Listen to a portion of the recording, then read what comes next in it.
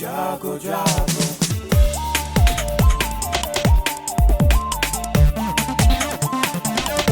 Radio जागो जागो radio जागो 90.4 FM। रेडियो जागो 90.4 एफएम स्टूडियो में आज हम लोग परिचर्चा करने के लिए यहाँ पर उपस्थित हैं। अभी जो पिछले दिनों अतिवृष्टि हुई, इसका खेती किसानी पर क्या प्रभाव पड़ा, तो आज हमारे साथ इस परिचर्चा में शामिल होने के लिए यहाँ पर मौजूद हैं कृषि विज्ञान केंद्र हरदोई के प्रभारी डॉक्टर अवधेश कुमार तिवारी जी, और साथ में हैं दूसरे वैज्ञानिक डॉक्टर मुकेश सिंह जी। आप दोनों ही लोगों का रेडियो जागो 90.4 एफएम स्टूडियो में स्वागत। डॉक्टर साहब, आज किसान चिंतित भी है और कहीं पे खुशहाली भी है कि जो अभी पिछले दिनों अतिवृष्टि हुई उसका अलग अलग फसलों पर अलग अलग प्रभाव पड़ा। तो डॉक्टर तिवारी जी, आप ये बताइए कि कौन सी फसलें ऐसी हैं किसान को इस अतिवृष्टि से नुकसान हुआ?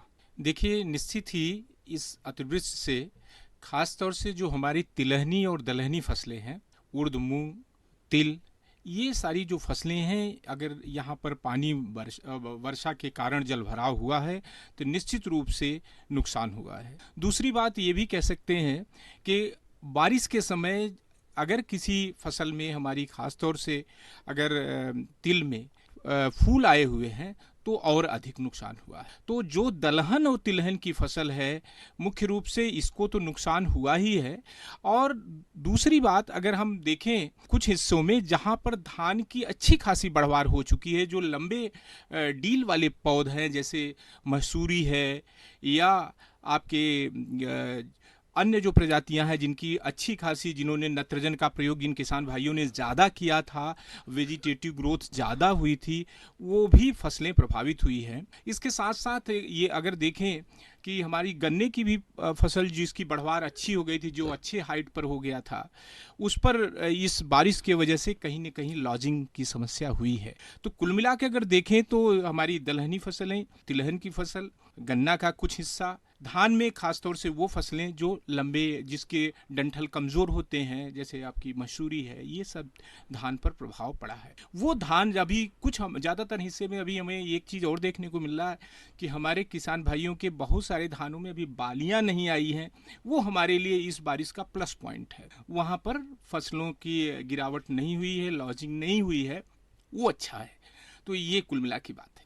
डॉक्टर साहब, ये आपने अभी जैसा कि बताया कि कुछ फसलों के ऊपर बहुत विपरीत प्रभाव पड़ा है जो अतिवृष्टि हुई है, तो हमारे हरदोई क्षेत्र में अलग अलग क्षेत्र अलग अलग फसलों के लिए हरदोई में किसान लोग प्रयोग करते हैं। जैसे अभी हम कह रहे हैं कटरी का इलाका जो है, जो हरपालपुर क्षेत्र का है, उस क्षेत्र में किसान अधिकांशतः जो है आप देखते हैं तिल की फसल लेते हैं।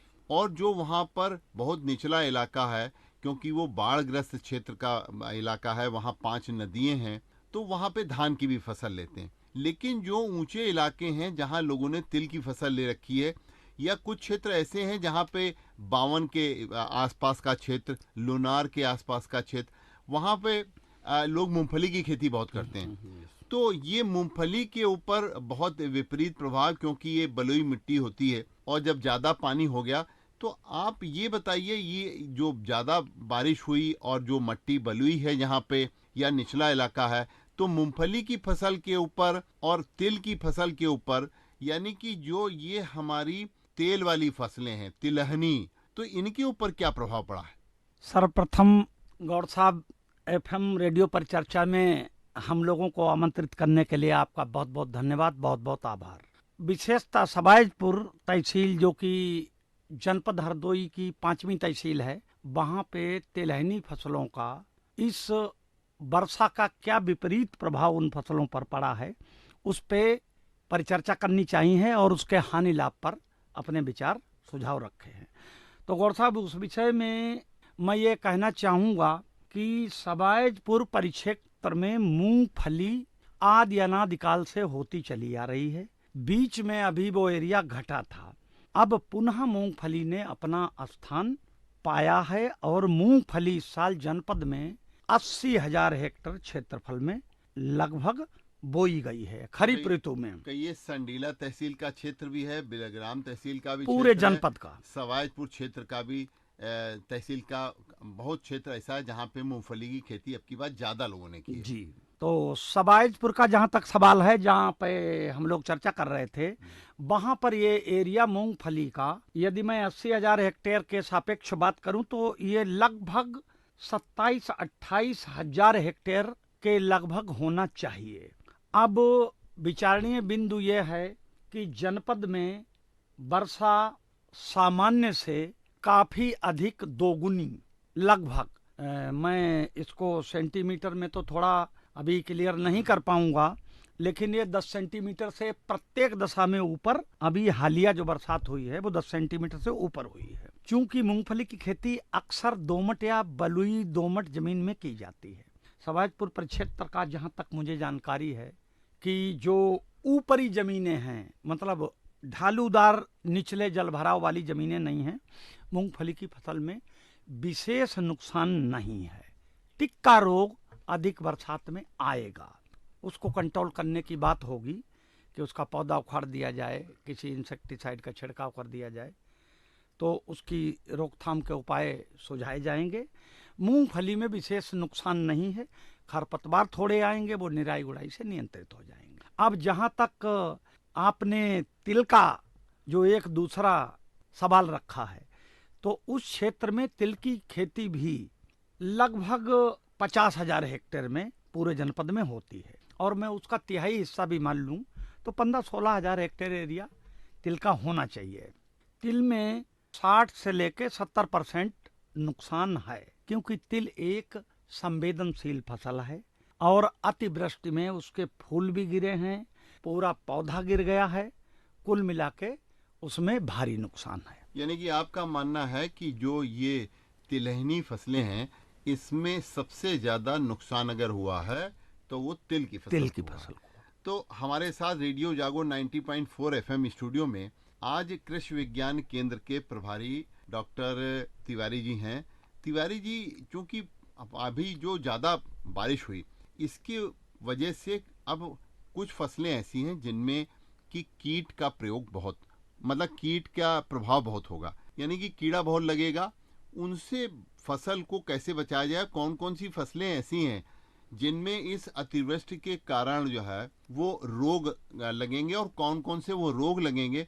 और हमारे रेडियो जागो 90.4 एफएम स्टूडियो के माध्यम से आज हम बात पहुंचाना चाहते हैं उन किसानों के लिए जो ये जानना चाहते हैं कि ऐसी दशा में हम कौन सी दवाई का प्रयोग करें कि जो हमारी फसल के ऊपर जो ये इस प्रकार के अभी कीड़े मकोड़े का प्रभाव पड़ेगा वो न पड़े। देखिए, निश्चित रूप से बारिश ज़्यादा हुई तो जल जमाव होगा तो निश्चित रूप से वहाँ का तापमान जब बढ़ेगा तो वहाँ ह्यूमिडिटी क्रिएट होगी।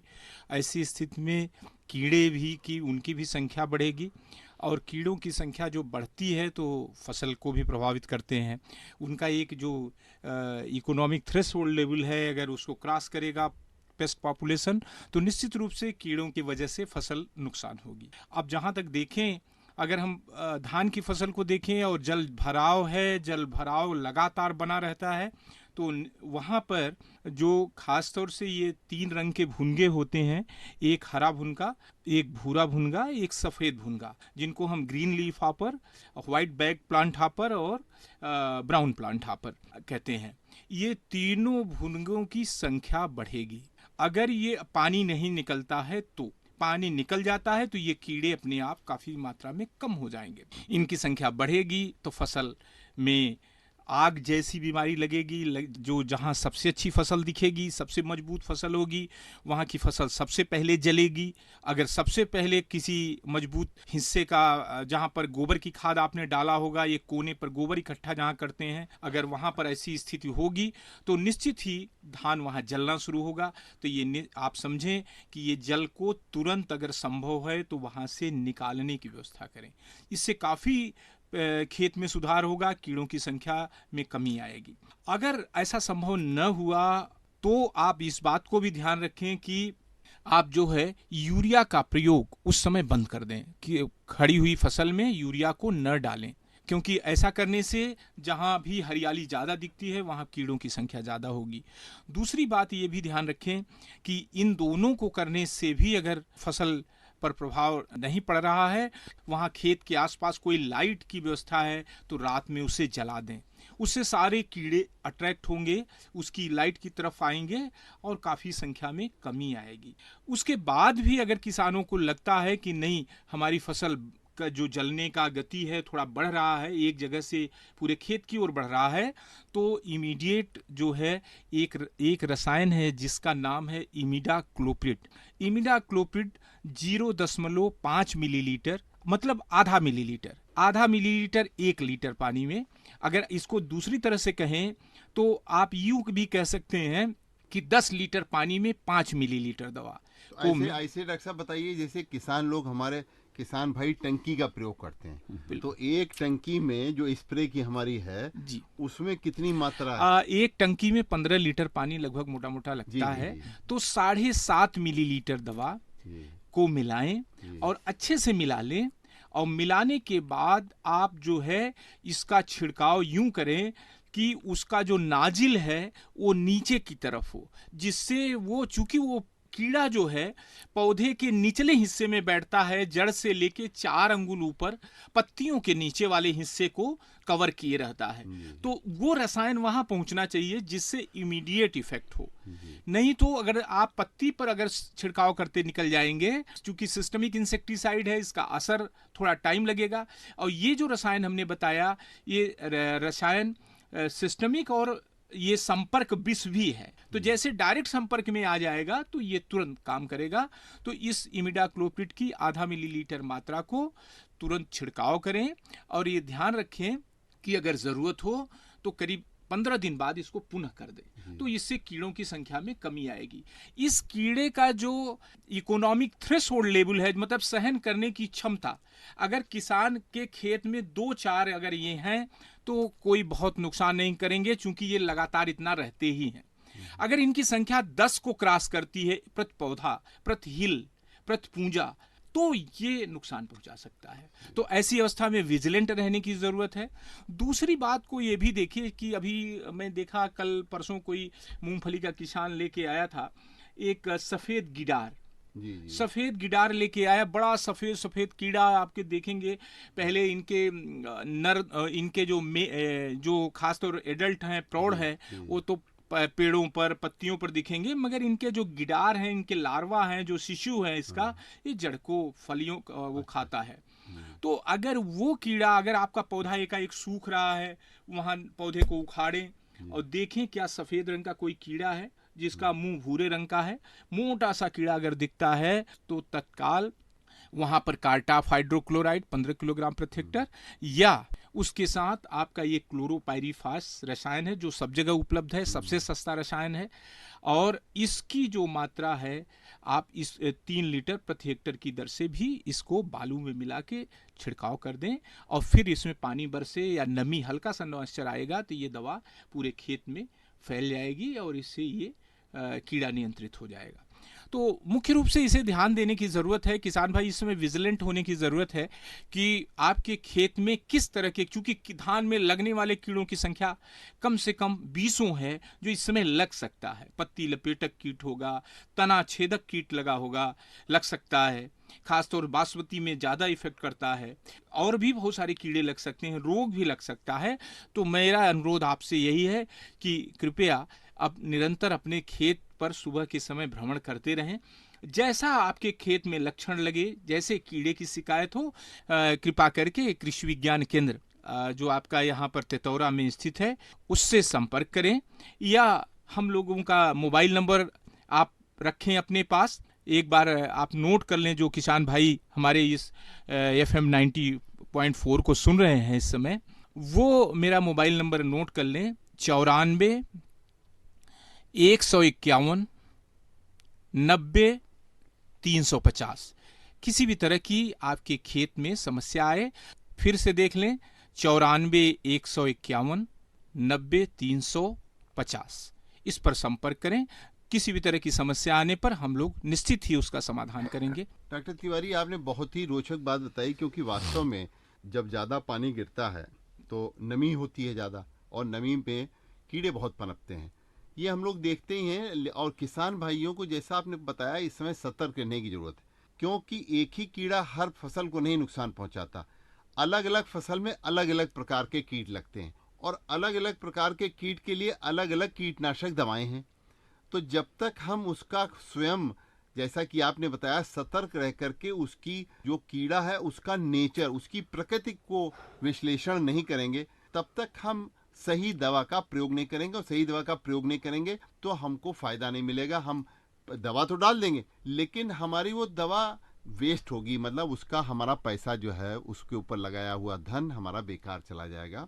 आपने जैसे बताया कि अलग अलग कीड़े जो हैं वो अलग अलग तरीके के, कुछ पत्ती के नीचे होते हैं, कुछ जड़ में चले जाते हैं। तो हमारे किसान भाइयों को ये सब देखना है कि वो कीड़ा कहाँ पे अपना प्रभाव कर रहा है, क्योंकि आज की दुनिया में फसल अच्छी लेने के लिए अच्छा कीटनाशक प्रबंध जरूरी है, और अच्छा कीटनाशक प्रबंध होने के लिए उस कीड़े की प्रकृति को जानना जरूरी है।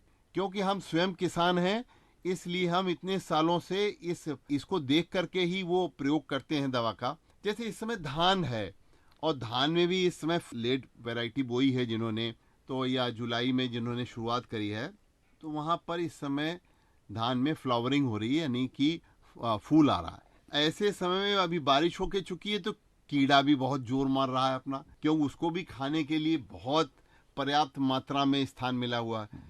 तो इसलिए यही धान का समय है कि धान में इस समय छिड़काव किया जाए। तो डॉक्टर मुकेश, हम आपसे पूछेंगे कि ये धान में इस समय कौन सा कीड़ा लगता है, उसको कैसे हम उस पर नियंत्रित। आपने ये बात सही की, धान में खासतौर से जब बाली का निकलने का समय होता है, तो उस समय खास तौर से आपने किसान भाई देखे होंगे 2-3 तरह के कीड़े दिखते हैं। एक तो बाली को काटने वाला कीड़ा, जो बालियां निकलें और बाली को काट दे। दूसरा, उसके बालियों के जो दाने पड़ते हैं उसको रस चूसने वाला कीड़ा, जिसको हम गंधी कीड़ा कहते हैं। ये 2 कीड़े आपको दिखाई देंगे। अगर किसान भाई कुछ ऐसी प्रजातियां भी बोते होंगे, उसको देखे होंगे कि यही सही समय है कि उसमें जैसे ही दाने निकलेंगे, उसमें पीले रंग के दाने पर ही फफोले जैसे आते हैं, जिसको हम फाल सिस्मट कहते हैं या अनावृत कंडुआ रोग कहते हैं। तो जो ये फाल सिस्मट, इसको भी इसी समय ध्यान देने की जरूरत है। कुछ यहाँ की प्रजातियां लोकल हैं जिस पर किसान भाई देखते होंगे कि पीला कंडुआ लग जाता है। तो ये रोग भी लगेंगे, कीड़े भी लगेंगे। अब इनका सही समय पर अगर आपको देखने की बात है कि पीला अनावृत कंडुआ अगर लग रहा है, हर साल उस प्रजाति में लग रहा है, जैसे कई एक ऐसे धान हैं जिसमें जैसे दामिनी है, कई कमवत के धान है, उसमें लगते हैं। तो उसमें जो है रसायन है फफूंदी नाशक हेक्साकोनाजोल 1 मिलीलीटर प्रति लीटर पानी में मिला के, और जैसे बालियों की निकलना का शुरुआत हो, पेनिकल इनिशिएशन स्टेज उसे बोलते हैं, उस पे हेक्साकोनाजोल छिड़काव कर दें। और ठीक जैसे ही ये बालियां करीब 5% बालियां निकली हों, दूसरा छिड़काव कर दें। तो इससे जो ये पीला जो धान में दाने पर निकलता है ना, पीले रंग का बाद में काला हो जाता है, वो उस पर काफी हद तक नियंत्रण होगा। दूसरी एक चीज और भी कहना चाहेंगे, जिन प्रजातियों में ये पीला कंडुआ रोग लगता है, उसको किसान भाई अगले साल से प्रयास करें कि उसकी जगह दूसरी प्रजाति को बोएं।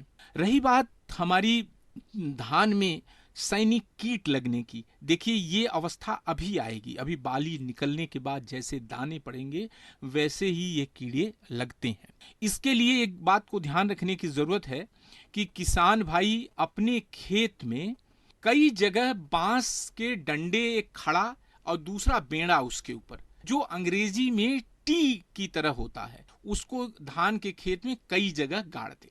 कम से कम अगर एक देखेंगे, एक 15 स्क्वायर मीटर का जो व्यास है, सरकमफ्रेंस का एरिया है, एक गोला बनाए 15, एक डंडा जरूर गाड़ दें। उससे क्या होगा, उस डंडे पर चिड़िया आके बैठती हैं, और वो चिड़िया खास तौर से सैनिक कीट जो हैं, ये रात्रिचर कीट कहा जाता है। ये नॉक्टर्नल इंसेक्ट है, ये रात्रि में ही चलता है, दिन में वहीं छिपा रहता है।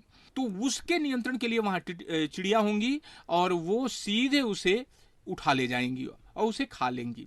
तो इसमें बिना पैसे का आपका उपचार हो सकता है। थोड़ा पैसा खर्च करना चाहे किसान भाई तो अपने मेड़ के किनारे जो हमारी कई सारे रसायन में खासतौर से पाउडर के रसायन जो आते हैं, वो पाउडर मिथाइल पैराथियान या और सारे पाउडर जितने भी जहां लोकल लेवल पर उपलब्ध हैं, वो रसायन, जैसे कोई आपके सड़क पर वीआईपी आता है तो आप गिराते हैं सफ़ेद सफ़ेद पाउडर जिसको चूना कहते हैं, मगर उनके लिए आप मेड़ के किनारे किनारे वो रसायन को गिरा दें तो कोई भी जो सैनिक कीट है ना, एक लाइन से चलता है। जैसे सैनिक चलते हैं एक लाइन, स्ट्रेट लाइन, वैसे ही वो कीड़ा पास करता है वहां से और उसके शरीर में वो पाउडर लगता जाता है।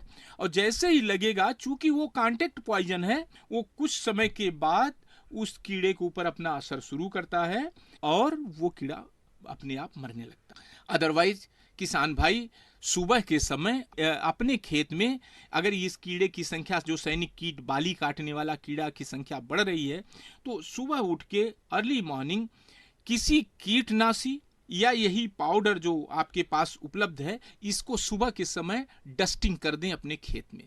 क्योंकि बाली को काटने के लिए रात्रि में ऊपर आएगा, जैसे ही जहर इसके अंदर जाएगा ये कीड़ा मर जाएगा। तो आप ये भी कर सकते हैं।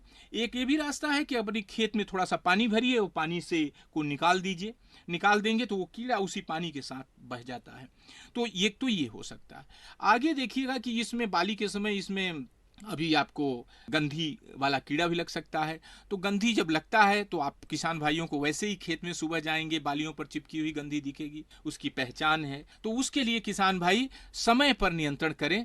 उसके लिए भी यही है, सुबह आप उठ के खेत में जाएं और किसान भाई अपने खेत में कोई भी जो हमारे धूल हैं या रसायन जो चाहें, जो उपलब्धता हो आसानी से, अगर धूल के रूप में है जैसे मिथाइल पैराथियान, इसको भी आप डस्ट कर सकता है। और इसकी डस्टिंग के लिए अगर किसान भाई के पास डस्टर नहीं है तो मैं एक छोटा सा उनके सुविधा के लिए गांव के हिसाब से बता दूं, तो जब डस्टर नहीं है तो किसान भाई हाथ से सीधे ऐसे छींटता है तो हर बालियों पर वो रसायन नहीं पड़ता, और नहीं पड़ता तो कहता साहब हमने रसायन तो डाला मगर उस पर असर नहीं हुआ। इसके लिए सबसे अच्छा उपचार है, जो एक कॉटन का कपड़ा ले लें मुलायम, जैसे गांव में सफ़ेद धोती हैं या गमछा है जो महीन हो, उसमें आप अपने पाउडर रसायन को बांध लें और एक छोटा सा डंडा लें, उस पर धीरे से पीटते रहें तो एक डस्ट देखेंगे कि उड़ेगी, ऊपर उड़ेगी और फिर धीरे धीरे सेटल होगी नीचे की ओर। तो सारी इंटायर फसल पर ये डस्ट सेटल हो जाएगी और पूरी तरह से ये कीड़े को नियंत्रित करने में कामयाब होगी। तो इसको भी कर सकता है। अदरवाइज किसान भाई अगर अपने गांव के स्तर पर करना चाहे तो लहसुन और कच्ची सुरती इसका भी स्प्रे कर सकता है। और इसके लिए बहुत कुछ नहीं चाहिए, 250 ग्राम सबसे खराब सुरती, जो कच्ची सुरती होती है सबसे खराब, तो वो जो मतलब नीचे का पाउडर जो है वो पड़ा हुआ, और 500 ग्राम लहसुन, ये दोनों को कच्ची सुरती को पानी में भिगोए, रात भर पड़ा रहने दे 5 लीटर पानी में, और लहसुन को क्रश करे और क्रश करने के बाद उसे पानी में फिर डाल दे और दोनों का अर्क जो 5 लीटर छान के निकाल ले और इसको 150 लीटर पानी में मिलाए और पूरे खेत में, 1 एकड़ खेत में बहुत अच्छे से छिड़काव कर दे, तो देखेगा कई दिन तक ये गंधी कीट इस पर नहीं बैठेंगे। तो इस तरह से किसान भाई अपने खेत को प्रबंधित कर सकता है। और बहुत सारे उपाय हैं, बहुत सारे और तरीके हैं जिसको अपना कर अपनी इस समय की फसल की सुरक्षा करे। फिर बार बार मुझे यही कहना है कि किसान भाई निरंतर सुबह के समय अपने खेत का भ्रमण करें, क्योंकि हर कीड़े का इलाज अलग अलग है, हर के लिए रसायन अलग अलग है, हल का तरीका अलग अलग है, और अगर समय से आपने कीड़े को पहचान लिया, देख लिया, तो उसका निश्चित रूप से उसका नियंत्रण करना आसान होगा। डॉक्टर तिवारी, आज आपने रेडियो जागो 90.4 FM स्टूडियो पर हमारे किसानों को देसी तरीके बहुत से बताए कि हमारा कीट नियंत्रण सिर्फ रासायनिक कीटनाशक दवाओं से नहीं बल्कि हमारी सजगता से कुछ देसी तरीकों से किया जा सकता है। देखिए, प्राचीन काल में तो कहाँ थे ये सब रासायनिक चीज़ें थी ही नहीं, सब देसी तरीके थे और उन्हीं को प्रयोग किया जाता था। आज इसलिए और ज़्यादा जरूरी है, जितना हम कम रसायन का फसल में प्रयोग करेंगे उतना ही हमारी वो फसल बाजार में ज़्यादा दाम में बिकेगी।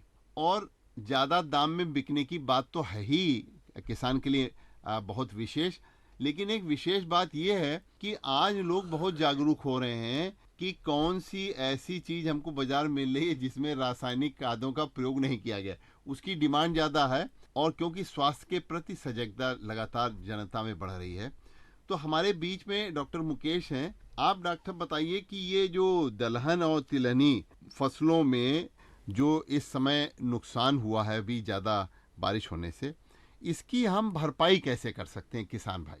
किसान भाइयों को जो दलहनी एवं तिलहनी फसलों में हाल में ही हुई वर्षा से जो नुकसान हुआ है, उसकी भरपाई के लिए अविलंब ऊंचे स्थानों पर जहां ओट आ चुकी है, तोरिया की खेती को प्राथमिकता दे दी जाए, क्योंकि ये एक कैच क्रॉप के रूप में जानी जाती है, जो कि रबी और खरीफ के बीच सेतु का काम करती है और किसान को कुछ अतिरिक्त आमदनी प्राप्त हो जाती यानी है। आपका कहने का मतलब है कि जहां ये फसल नष्ट हो चुकी है वहां पर हम खेत की तैयारी कर लें और खेत की तैयारी करने के बाद वहां पर तुरिया जो है अभी बो दें, अविलंब बुवाई कर दें। क्योंकि इसलिए आप डॉक्टर साहब कह रहे हैं क्योंकि ये 60 दिन में तैयार हो जाएगी। 70 दिन, 60 से 70 दिन, 60 से 70 दिन में फसल तैयार हो जाएगी और दिसंबर में आप दूसरी फर्स्ट फसल, वीक में रबी के रूप में गेहूं की फसल, गेहूं की फसल, दलहनी तिलहनी तो नहीं होंगी रबी की, जी, लेकिन गेहूं की फसल जी, आप जैसे HD 2329 है और जो अर्ली वैरायटी नहीं है उन्हें छोड़ के मध्यम वैरायटी है, सारी फसलें आप मतलब जिन किसानों के खेत में तिल लगा हुआ था और ज्यादा बारिश होने से वो नष्ट हो गया, जी, या जिन किसानों के खेत में जो है वो हमारी और तिलहनी फसलें लगी हुई थी और वो नष्ट हो गई ज्यादा बारिश की वजह से, वहां पर जैसे ही खेत में पानी सूख करके और ओट होती है, जी, उस ओट पर हम इसको खेत को तैयार कर लें, आपका मतलब ये? जी। और तैयार करके उसमें अब ये तुरिया की कौन सी वैरायटी जो है, बहुत कौन सी अच्छा किस्म? प्रश्न है, बहुत अच्छा प्रश्न है गौर साहब। हाई यील्डिंग वैरायटीज, जिन्हें हम उन्नतशील प्रजातियां कहते हैं, हम लोग हमेशा किसान भाइयों को उनकी बुवाई की सलाह देते हैं, क्योंकि पोषक तत्वों को शोषण करने की क्षमता इन वैरायटियों में अत्यधिक नहीं होती है, ताकि भूमि का स्वास्थ्य सुरक्षित और अक्षुण्ण बना रहे। जितनी भी हाइब्रिड वैरायटीज हैं, भले ही वो अच्छा उत्पादन देती हैं, लेकिन भूमि से वो पोषक तत्वों का अत्यधिक मात्रा में दोहन करती हैं और जो भूमि का स्वास्थ्य निरंतर गिरता चला जा रहा है उसको और गिराने में सहयोगी साबित होते हैं। तो इस क्रम में मैं किसान भाइयों के बीच जानकारी ले जाना चाहूंगा कि तोरिया की भवानी, PT 303, PT 30 आदि प्रजातियों को बोएं। ध्यान रहे कि प्रत्येक दशा में बुवाई से पूर्व 2 किलो प्रति बीघा या 25 किलोग्राम प्रति हेक्टेयर सल्फर का प्रयोग अवश्य करें। अंतिम जुताई के समय 25 किलोग्राम सल्फर भूमि में मिलाना न भूलें। 25 किलोग्राम प्रति एकड़, हेक्टर, अच्छा 2 किलो प्रति बीघा यहाँ के हिसाब से, हाँ, जनपद हरदोई के हिसाब से 2 से 2.5 किलो प्रति बीघा प्रति कच्चे बीघा, जी, और हेक्टेयर में 25 किलोग्राम प्रति जी। हेक्टर सल्फर ग्रेनुलर दानेदार जो आता है। यदि हो सके उनके विकास खंडों में जिप्सम की उपलब्धता है जी, तो 250 से 300 बहुत किलोग्राम प्रति हेक्टेयर जिप्सम मिलाना न भूलें, ताकि तेल की प्रतिशत भी बढ़े और तेल गुणवत्ता पूर्वक आपको मिले, साथ ही आपकी पैदावार भी इससे बढ़ सके। जिप्सम में डॉक्टर साहब जिंक की मात्रा होती है ज्यादा? कैल्शियम सल्फेट 2H2O इसका सूत्र होता है, तो कैल्शियम सल्फर दोनों होते हैं जिप्सम में। बहुत बढ़िया बात। किसान भाई जो हैं वो इस बात को नोट कर लें कि जिप्सम का प्रयोग भी आप कर सकते हैं अधिक उत्पादन और अधिक अच्छी गुणवत्ता लेने के लिए। आज हमने रेडियो जागो 90.4 FM स्टूडियो के माध्यम से कृषि विज्ञान केंद्र के डॉक्टर तिवारी और डॉक्टर मुकेश, आप दोनों के माध्यम से आज ये चर्चा करी और बहुत ही सार्थक चर्चा रही किसान भाइयों के लिए कि अभी जो ज़्यादा बारिश होने से नुकसान हुआ है उसको तो हम नहीं रोक सकते, लेकिन हम उसका मैनेजमेंट कैसे कर सकते हैं, उसका प्रबंध कैसे कर सकते हैं, उसके बारे में पूरी बातचीत हुई, चर्चा। और ये भी चर्चा हुई कि अगर हमारी बिल्कुल नष्ट ही हो गई है वहाँ पे फसल, तो हम ऐसा क्रॉप मैनेजमेंट करें कि हम उसकी भरपाई कर लें। यानी कि अभी दूसरी फसल ली जा सकती है, थोड़ा सजग रहें और जैसे ही ओट हो तो हम दूसरी फसल ले करके और ये जो खोई हुई फसल है इसको हम पा सकते हैं। आप दोनों लोगों का बहुत बहुत धन्यवाद, डॉक्टर तिवारी कृषि विज्ञान केंद्र के हमारे प्रभारी, और डॉक्टर मुकेश, आप लोगों ने बहुत ही अच्छे तरीके से हमारे किसान भाइयों का आज बहुत रोचक जानकारी दी और बहुत आवश्यक जानकारी दी। इसके लिए आप दोनों को बहुत बहुत धन्यवाद। रेडियो जागरण 90.4 FM स्टूडियो की ओर से।